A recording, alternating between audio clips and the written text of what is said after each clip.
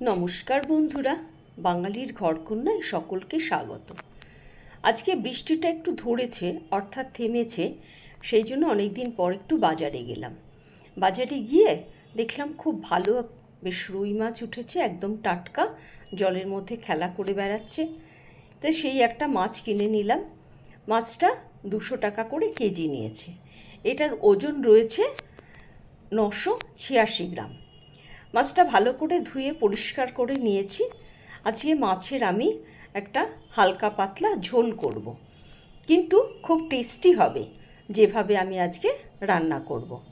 তাই মাছটাকে ভালো করে ধুয়ে নিয়েছি। এবার আমার এতটা মাছ লাগবে না, আমি এখান থেকে 4 পিস মাছ নেব, বাকিটা তুলে রাখব। মাছগুলোকে রিং রিং করে কেটে নিয়েছি, দোকান থেকেই কাটিয়ে নিয়েছি, আমি বাড়িতে কাটিনি, কিন্তু বাড়িতে নিয়ে এসে ভালো করে পরিষ্কার করে ধুয়ে নিয়েছি। এবার 4 পিস মাছ আমি এখান থেকে তুলে নেব, বাকি মাছটাকে আমি রেখে দেব। একটু বড় সাইজের মাছগুলোকেই নেব, মানে পিস যেগুলো একটু বড় সেগুলোকেই নেব।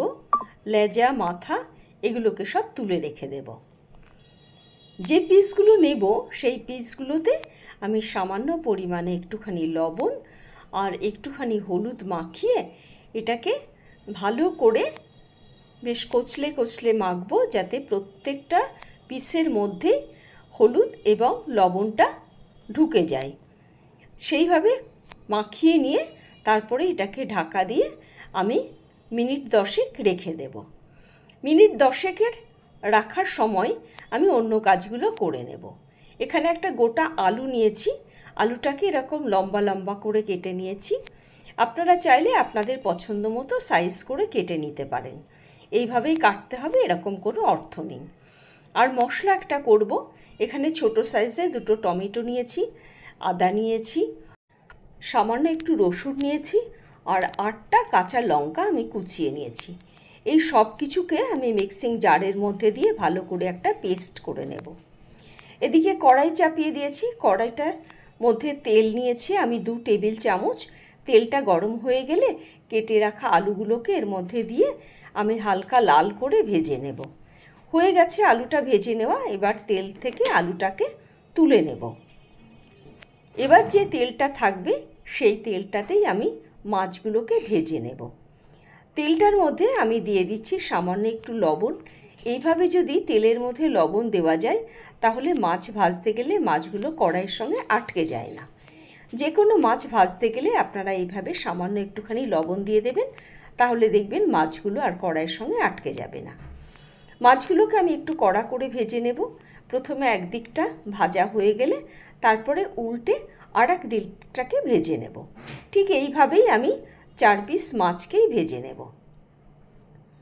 দেখুন, ঠিক এইরকম লাল করে মাছগুলোকে ভাজতে হবে। হয়ে গেছে 2 পিঠ আমার ভেজে নেওয়া। এবার তেল ঝরিয়ে মাছগুলোকে আমি তুলে নিচ্ছি।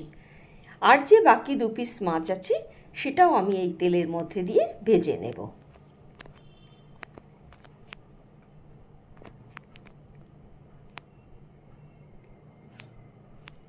মাছগুলো ভাজা হয়ে গেছে, যে তেলটা আছে সেই তেলে আমি রান্নাটা করব। দিয়ে দিলাম একটা শুকনো লঙ্কা, একটা তেজপাতা আর সামান্য একটুখানি গোটা জিরে। এবার ফোড়নটা ভালো করে নাড়াচাড়া করে আমি যে মশলাটা বানিয়েছি সেটা এর মধ্যে দিয়ে দেব। আর দেব বাটিটা ধুয়ে সামান্য একটুখানি জল, যাতে মশলাটা কড়াইয়ের গায়ে লেগে না যায়। এবার এর মধ্যে কিছু শুকনো মশলা আমি দেব। দিয়ে দিলাম হলুদ, স্বাদ অনুযায়ী লবণ, হাফ চা চামচ জিরে গুঁড়ো, 1 চা চামচ ধনে গুঁড়ো আর 1 চা চামচ কাশ্মীরি লঙ্কার গুঁড়ো।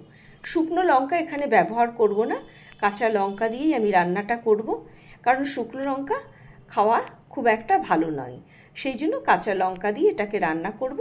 শুধু রঙের জন্য আমি এখানে কাশ্মীরি লঙ্কার গুঁড়োটাকে ব্যবহার করছি। মশলাটা সম্পূর্ণ কষানো হয়ে গেছে।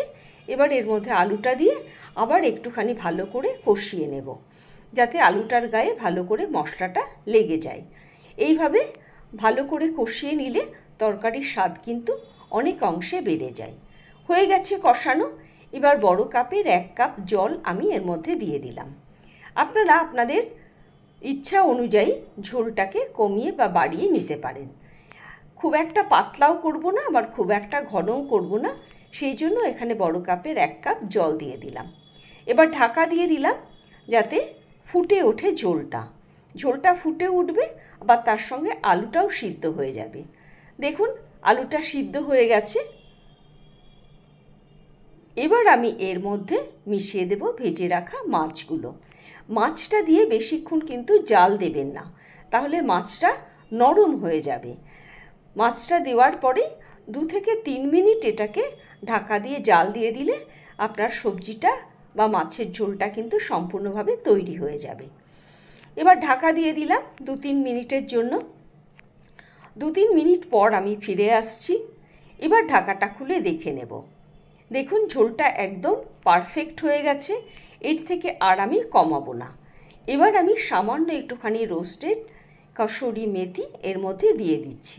আপনারা চাইলে এখানে গরম মশলা ব্যবহার করতে পারেন, কিন্তু কসুরি মেথির যে গন্ধটা সেটা কিন্তু মাছের ঝোলকে অসাধারণ করে তোলে। এবার ভালো করে ঝোলের সঙ্গে কসুরি মেথিটাকে মিশিয়ে নেব। মিশিয়ে নিয়ে গ্যাসটা অফ করে এটাকে ঢাকা দিয়ে 5 মিনিটের জন্য রেস্টে রেখে দেব। তাহলেই কিন্তু রান্নাটা সম্পূর্ণভাবে হয়ে যাবে বা পারফেক্ট হবে। ঢাকা দিয়ে দিলাম 5 মিনিটের জন্য, ফিরে আসছি 5 মিনিট পরে। সকলকে অনেক ধন্যবাদ আমার ভিডিওটা সম্পূর্ণ দেখার জন্য। আমার ভিডিওটা যদি আপনাদের ভালো লাগে তাহলে একটা লাইক করে দেবেন, আর যদি মনে করেন বেশি ভালো লাগছে তাহলে অবশ্যই একটা সাবস্ক্রাইব করে দেবেন। আর এই ধরনের রেসিপি যদি আপনারা দেখতে চান তাহলে অবশ্যই নোটিফিকেশন বেলকনটাকে প্রেস করে দেবেন।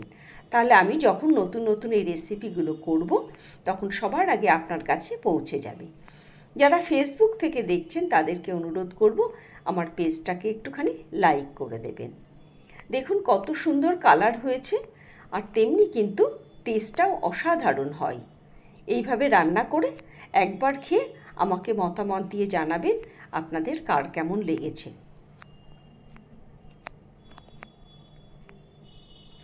গরম গরম ভাতের সাথে অসাধারণ লাগবে। এই ঝোলটা ছাড়া আর কোনো কিছু খেতেই ইচ্ছা করবে না। সকলে ভালো থাকবেন, সুস্থ থাকবেন। আমার ভিডিও দেখে কার কেমন লেগেছে মতামত দিয়ে জানাবেন। যদি আপনাদের কারোর কোনো নতুন রেসিপি দেখার ইচ্ছা থাকে তাহলে সেটাও আমাকে কমেন্ট বক্সে জানাবেন। আমি আপ্রাণ চেষ্টা করব আপনাদের সেই রেসিপিটা শেয়ার করার জন্য। তাহলে আজকের ভিডিও আর দীর্ঘায়িত করছি না, আজকের ভিডিও এখানেই শেষ করছি। আবার দেখা হবে আপনাদের সঙ্গে নতুন আর একটা ভিডিও নিয়ে, নতুন আর একটা রেসিপি নিয়ে। ততদিনে সকলে ভালো থাকবেন, সকলে সুস্থ থাকবেন।